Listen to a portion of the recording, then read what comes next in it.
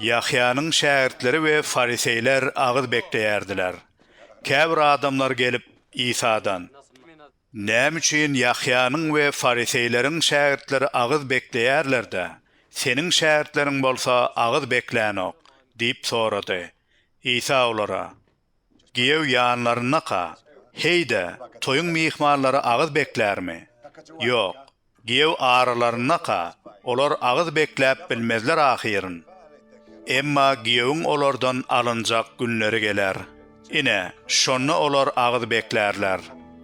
Hiç kim köne eşige täze matadan yama salmaz.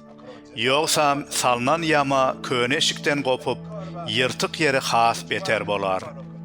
Hiç kim täze şeraby köne meşiklere guýmaz. Ýogsa şerap meşikleri bösüp döküler. Meşikler de zaýalanar. Täze şerap täze meşiklere guýulýandyr" diýip jogap berdi.